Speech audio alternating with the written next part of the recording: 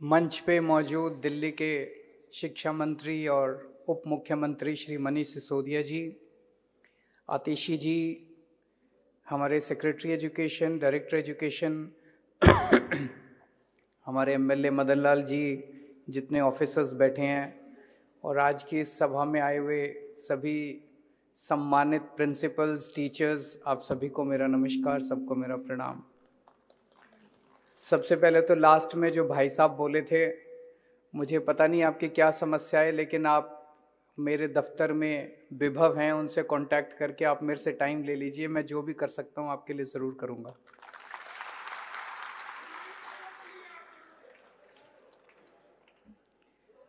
आज आप लोगों की बातें सुन के बहुत अच्छा लगा।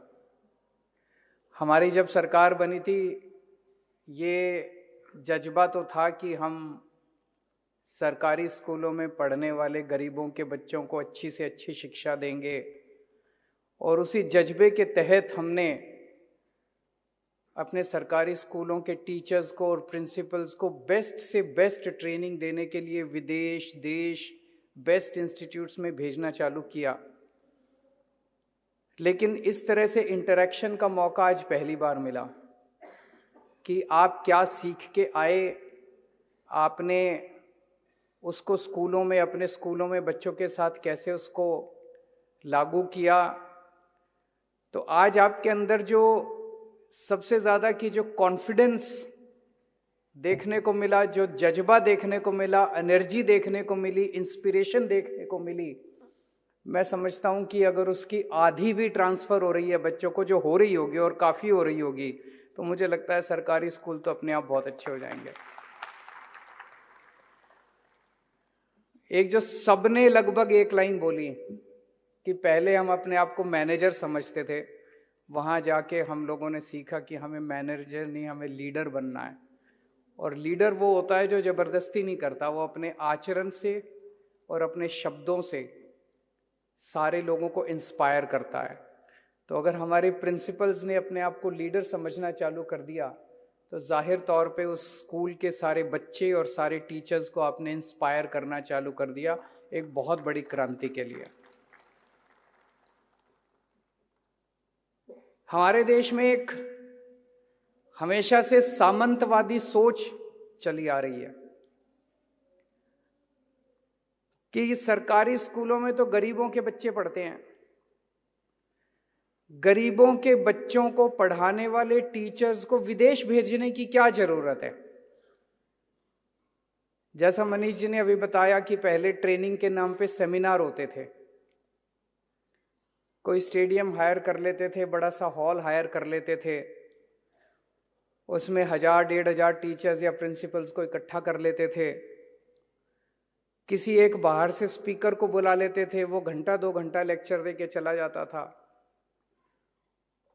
आप भी जब तक हॉल से बाहर निकलते थे, आधी चीज याद रहती थी, आधी चीज नहीं याद रहती थी।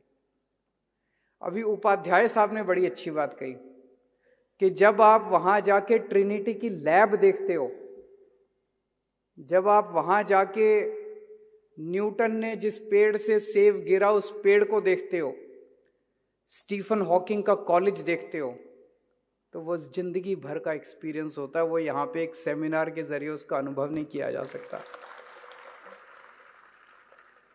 तो सेमिनार में ज्ञान तो मिलता है, पावर पॉइंट प्रेजेंटेशंस हो सकते हैं, अनुभव नहीं मिलता। अनुभव में और ज्ञान में बहुत फर्क है। कान से सुना हुआ ज्ञान तो एक दिन रहता है, 24 घंटे रहता है, 48 घंटे रहता है, उसके बाद खत्म हो जाता है। लेकिन जो फिनलैंड होके आए, जो कैम्ब्रिज होके आए, जो सिंगापुर होके आए, वो एक जिंदगी भर का अनुभव है। वो अनुभव हमेशा अपने साथ रहता है, और जो ऊर्जा आप लोगों को मिलती है उसका कोई कहना ही नहीं। तो एक ये पहले ये था भाई, सरकारी स्कूलों के प्रिंसिपल्स को, टीचर्स को बाहर भेजने की क्या जरूरत है, उसको हमने तोड़ा है। पहली बार दिल्ली के अंदर सरकारी स्कूलों के प्रिंसिपल्स और टीचर्स को दुनिया की बेस्ट ट्रेनिंग दिलवाने की कोशिश कर रहे हैं हम लोग। दुनिया में जहां अच्छा काम सुनने को मिलता है मनीष जी को और इनकी टीम को, कि यहां टीचिंग में अच्छा काम हो रहा है, यहां एजुकेशन में अच्छा काम हो रहा है, उसमें आप लोगों को भेजते हैं, हम नहीं जाते। मेरे को आज 8 साल हो गए मुख्यमंत्री बने हुए। 8 साल में 2 बार विदेश गया हूं। एक बार जब मदर टेरेसा की डेथ हुई थी तो रोम गया था, इटली गया था, और एक बार साउथ कोरिया गया था। बस 2 बार गया हूं। मेरा मकसद है आप लोग विदेश जाओ। मेरे विदेश जाने से क्या होगा? मेरे विदेश जाने से नहीं तो बाकी नेता जो है महीने में 2 चक्कर तो लगा ही आते हैं, पूरी दुनिया घूम लेते हैं 5 साल के अंदर। तो मेरे को विदेश जाने का शौक नहीं है। मैं चाहता हूं मेरे टीचर्स विदेश जाएं, मैं चाहता हूं मेरे प्रिंसिपल्स विदेश जाएं। तो पूरी दुनिया का एक्सपीरियंस हम आपको देना चाहते हैं। और अभी एक लास्ट में एक टीचर जो कि रिटायर्ड प्रिंसिपल थी, वो बता रही थी, हमें अब दिल्ली के सरकारी स्कूलों को देश के स्कूलों से कंपीट नहीं करना, हमें अब दुनिया के स्कूलों से कंपीट करना है। हमारा सपना अब वो है। एक टाइम था जब हम चाहते थे कि दिल्ली के सरकारी स्कूल दिल्ली के प्राइवेट स्कूलों से अच्छे बने, वो तो बन गए। दिल्ली के बहुत सारे बच्चे, अब मेरे को बहुत सुनने को मिलता है कि प्राइवेट स्कूल से निकाल के सरकारी स्कूलों में, पता नहीं पिछले 3-4 साल के अंदर 4 लाख बच्चों ने अपने प्राइवेट स्कूल से नाम कटा के सरकारी स्कूलों में नाम लिखवाए हैं। ये आप लोगों की मेहनत है, ये सब आप लोगों की मेहनत है। सो हम ये चाहते थे कि पहले तो सोचते थे कि दिल्ली के सरकारी स्कूल दिल्ली के प्राइवेट स्कूलों से अच्छे बने, वो बन गए। अब हम चाहते हैं कि दिल्ली के सरकारी स्कूल विश्व के सबसे अच्छे स्कूल बने।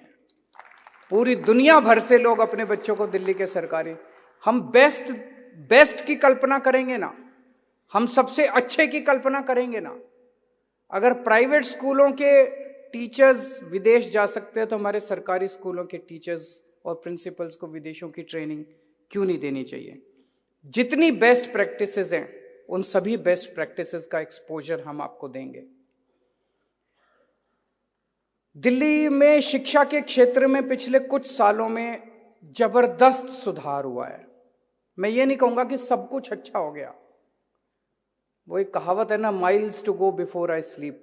अभी बहुत कुछ करना बाकी है, अभी बहुत कुछ अचीव करना बाकी है, लेकिन चल पड़े हैं हम लोग, ये तो सब मानते हैं।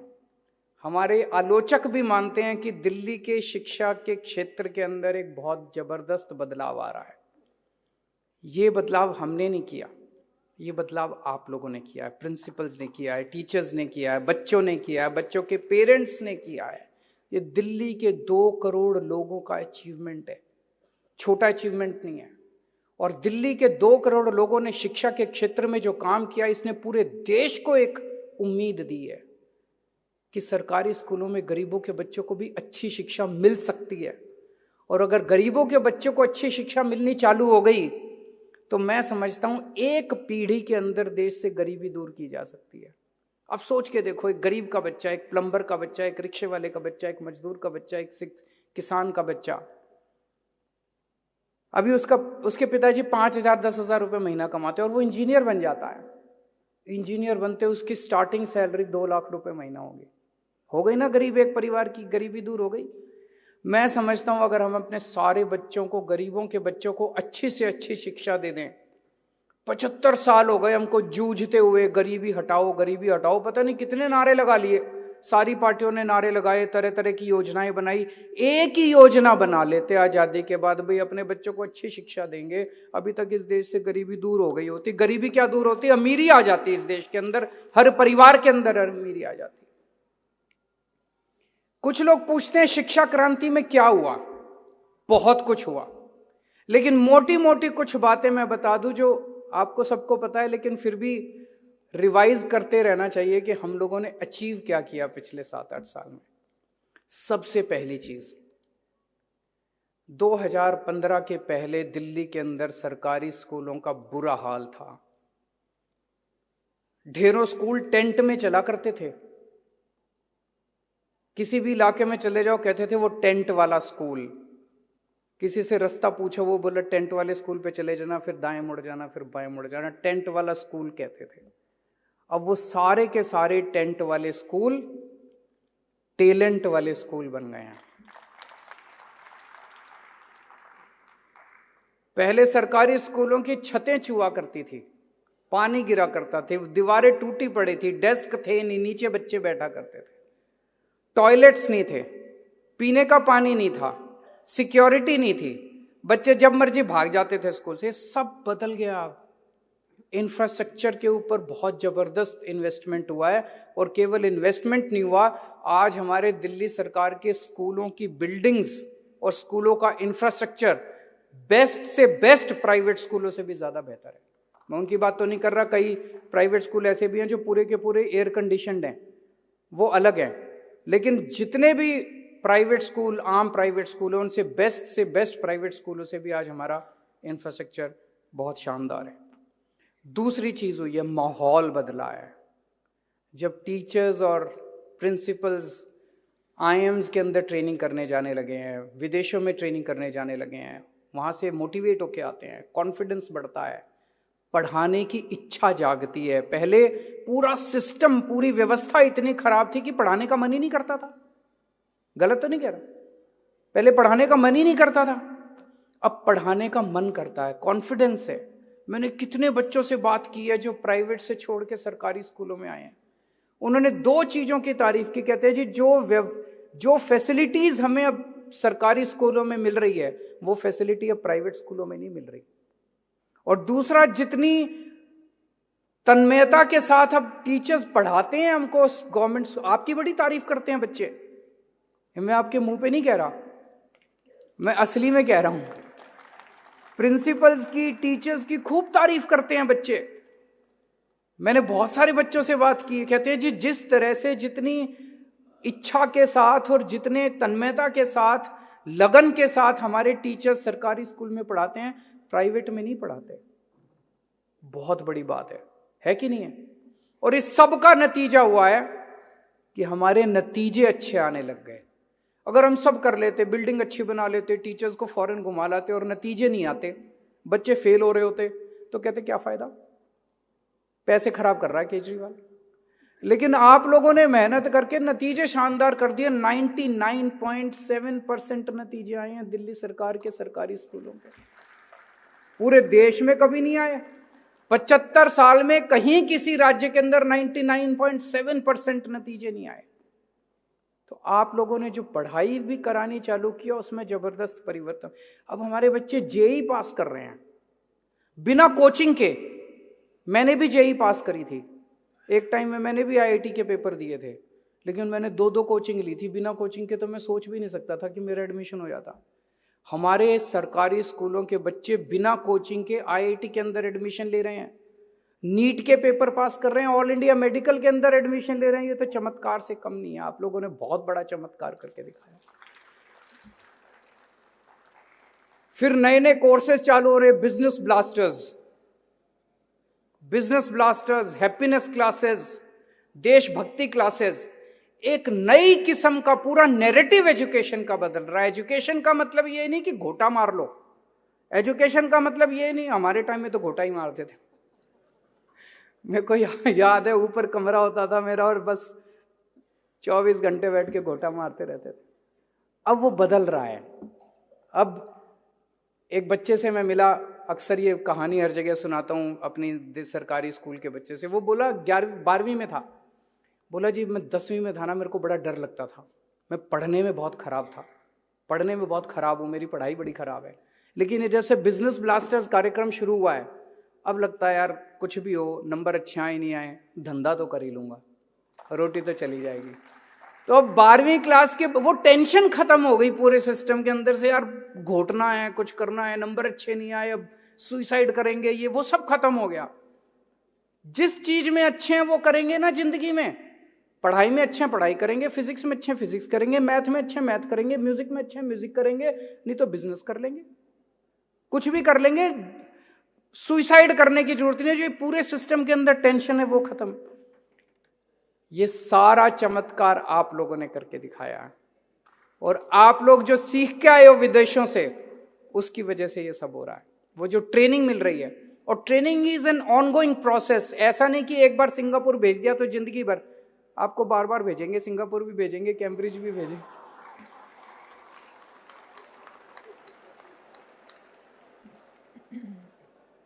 लोग इसको खर्चा मानते हैं, इसको मैं खर्चा नहीं मानता, इसको इन्वेस्टमेंट मानता हूं। इससे अच्छी इन्वेस्टमेंट, देश में 4 पुल कम बना लो, देश में 4 सड़कें कम बना लो, लेकिन अगर आपने अपने टीचर्स को और प्रिंसिपल्स को बेस्ट एक्सपोजर और ट्रेनिंग दे दी, आपने देश का भविष्य बना दिया। फिर ये बच्चे पता नहीं कितनी सड़कें बना लेंगे बड़े होकर, फिर ये बच्चे पता नहीं कितना पुल बना लेंगे।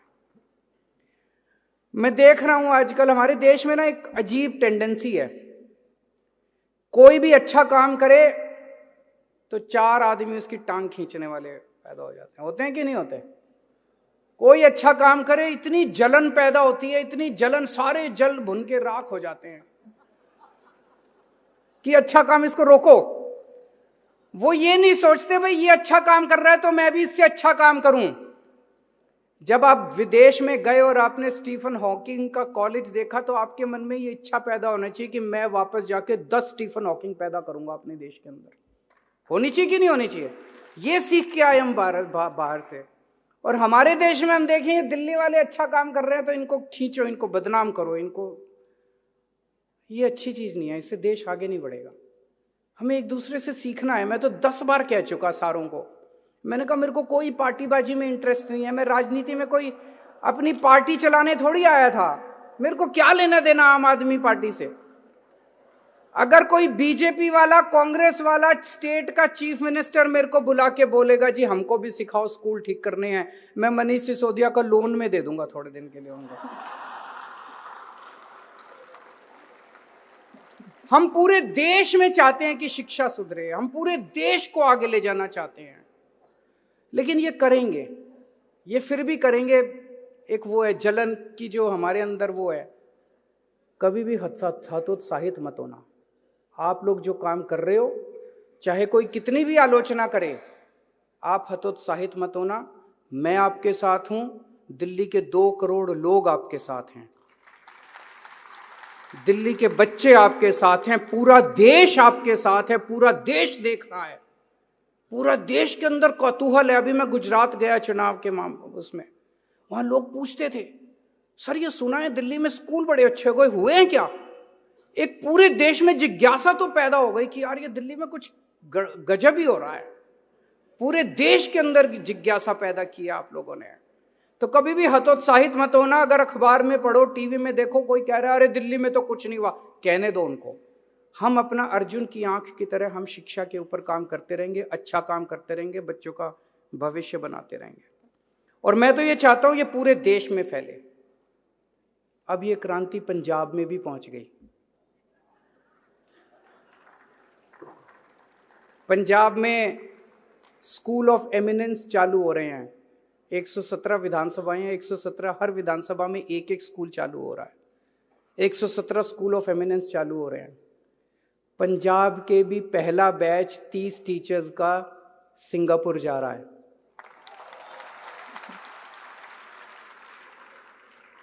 पंजाब में भी शुरू होगा। टाइम लगता है, बड़ा काम है, 5 साल के अंदर, लेकिन मुझे पूरी उम्मीद है पंजाब के भी सारे स्कूल बदल देंगे। और एक दिन ऐसा आएगा जब पूरे देश के सारे स्कूल बदलेंगे सब मिलकर। भारत तभी आगे बढ़ेगा जब हम बच्चों को अच्छी शिक्षा देंगे। किसी भी दुनिया में कोई भी डेवलप्ड कंट्री है उसको उठा के देख लो आप, जितने भी डेवलप्ड कंट्री है, एक कंट्री मेरे को ऐसा बता दो डेवलप्ड अमीर देश जो अपने बच्चों को अच्छी शिक्षा दिए बिना अमीर बन गया हो। बन ही नहीं सकते आप अमीर। आप विकसित देश, डेवलप्ड कंट्री बन ही नहीं सकते अपने बच्चों को अच्छी शिक्षा दिए बिना। आपको सबसे पहला काम करना पड़ेगा, अपने बच्चों को अच्छी शिक्षा देनी पड़ेगी। और एक कंट्री ऐसा बता दो, गरीब कंट्री, जिसने अपने बच्चों को अच्छी शिक्षा दे दी और गरीब रह गया हो। आपने अगर अपने बच्चों को अच्छी शिक्षा दे दी तो आप अमीर बनोगे ही बनोगे, कोई ताकत आपको नहीं रोक सकती। तो एक ही मंत्र है, शिक्षा, अच्छी शिक्षा। हम लोगों ने शुरुआत की है, आप सब लोगों ने मिलके शुरुआत की है दिल्ली के अंदर। मैं समझता हूं कि ये ऊर्जा पूरे देश के अंदर फैलेगी और सब लोग इससे प्रेरणा लेंगे।